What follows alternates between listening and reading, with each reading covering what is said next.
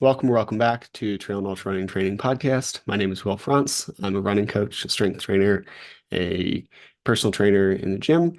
And if you like this information, I'd really appreciate if you hit subscribe or leave a rating or review or whatever helps tell the robots that this information is useful to someone, right? Anyway, today, I want to talk about something called additive solution bias, which sounds boring as hell.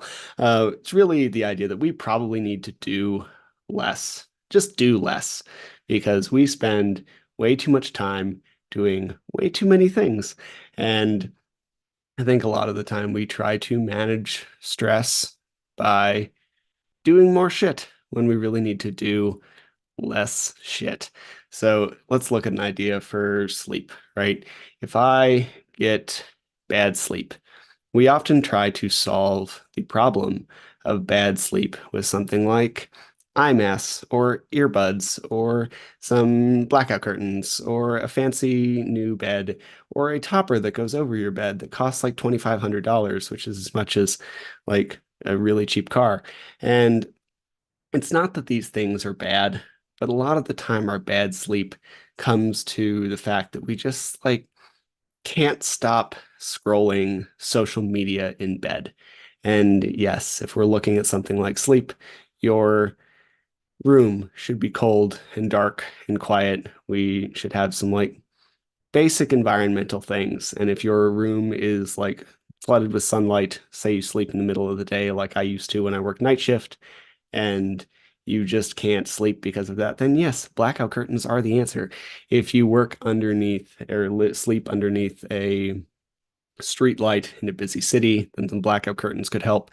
If your room is constantly 95 degrees, like mine was when I lived in Tucson, because that's the like overnight temperature sometimes, then we might need to get an air conditioner or something to help manage the temperature. But if we're close and you're just in bed scrolling whatever app you're scrolling, that is the problem for your sleep. It's not that we need to get more stuff. It's not that we need to do more things. We don't need a new nighttime routine or morning routine or whatever. We just need to do less. Stop scrolling, stop doing the nonsense, and we'll do a little better. Right. And this is a big factor when it comes to training and making progress from training. Because one of the things that we overlook so much when it comes to training progress is the stress relief aspect. And I think one of the reasons it's really easy to overlook this is because a lot of us, myself included, um, view training to be some form of stress relief, right? Like I'm very open about the fact that my mental health is not always the best. And a big management strategy for me is definitely training. And without that, then I'm not always the mentally healthiest, right? So it is some form of stress relief for me. It is some form of recovery or peace or space or whatever we want to call it. It is also probably just a big dopamine push, which I love because I am driven by that. But it is also not actually stress relief because training is a stress. Yes, it gives you space to like process things mentally, but we're actually stressing our body. And if we want to make progress and get better as an athlete, then we have to be able to recover. And we can look at this a few ways. Like for one, a thing I'm really starting to appreciate is just taking 2 to 3 minutes at the end of my training session to try to like decompress. I literally sat on the bottom step of the stair stepper for like 30 seconds at the end of training yesterday and just kind of brought my heart rate down. And it was great. But we can do this just many ways, but we should probably take a couple minutes at the end of a training session before we like start to integrate back into whatever life is. And even if that means that you have to like stop the training session 2 minutes earlier. And I understand this because I often try to fit my training between clients.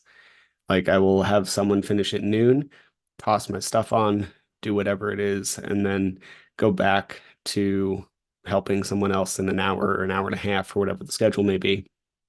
And a lot of the time, there isn't a lot of that buffer, right? But instead of being on the stair mill for 30 minutes, maybe I do 28.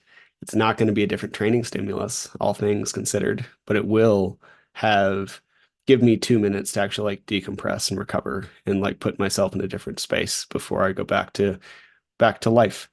Because if we look at the basics for like human neurology, neuroanatomy, whatever, um, we have this parasympathetic and sympathetic nervous system, and I think this is like talked about almost too much sometimes. But we should understand that it's this sliding scale, and we should be able to access both sides very quickly. Very good athletes are able to access both sides very quickly. They're able to go from rest to production to rest very quickly. And this is what HRV is often a measure of, right? It's this variance between heartbeats and the ability to switch back and forth between parasympathetic and sympathetic nervous states. And if you are always high strung, if we're always at this like high end level of ready to push, if our job is stressful and our life is stressful and we're taking care of 12 children and we just never ever come below here, if this is baseline, and in order to train, we need to put ourselves in a sympathetic state so we can push. We just have no room to do that. You're already at the ceiling. It's like the conversation we often have about heart rate and VO2 max and breathing.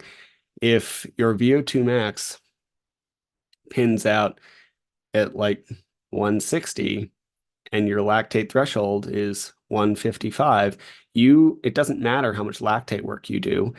You need to raise your VO2 max, right?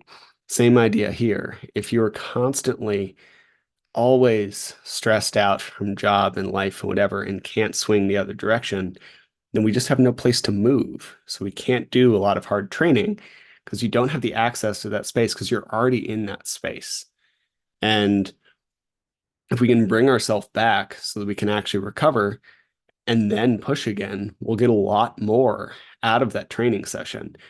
And it's not just that you'll be able to recover because we're in this parasympathetic or relaxation state. It's also that the push you do during training will mean more because it's different from your day-to-day life. So having this variance, having this adjustment, having this change is an important thing. We need to be able to go back and forth. And if we can't, then we're just going to end up pinned all the time. And this is how we end up with like RED-S and overtraining and all sorts of stuff, right? Like it's really easy to get hurt and injured and sick when you're constantly here instead of being able to swing back and forth through both cycles. And we've all made this mistake. I'm still working on this, right? Like this is not a blame game or whatever. I notorious for not really taking the step back, which is why I'm starting to I'm actually like putting it into the programming of runs. I'm gonna start doing it for pretty much everybody I coach too. Because taking 2 minutes at the end of your run to like just process for a minute is a really good thing. It can actually give you some space. Because again, I don't think stress relief is something we're going to achieve with a bath bomb or an adult coloring book. It's not that these things are bad, but most of these tools are useful because they force you to take space. It's really hard to, be on your laptop in a bath. It's very hard to be like actively doing work. I'm sure somebody does it on a Zoom meeting all the time, but it's really hard to be actively doing work and like doing some kind of coloring thing. Video games can be somewhat recovery because they actually force you to take space, right? Like we need to have something that doesn't necessarily support our work or push us into this training space and allows us to step back and recover. And almost always the real answer is just do less, right? Like there's all the modalities and all the tools and all the things in the world, and we can spend all the money on them we want to. But the real answer is to just do less. And monks have proven this for so many years, thousands, millennia, like a very long time, where if we just take a minute, breathe, we'll probably be happier. And if we can take a minute and breathe, we'll also probably be better athletes because we'll feel better and we'll recover better. And the push that we do during training will actually mean something more.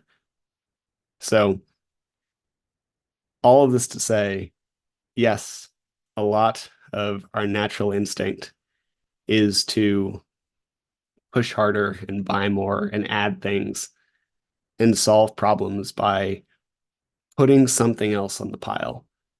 When a lot of the time, the actual solution is to take something away. That's all I have for today.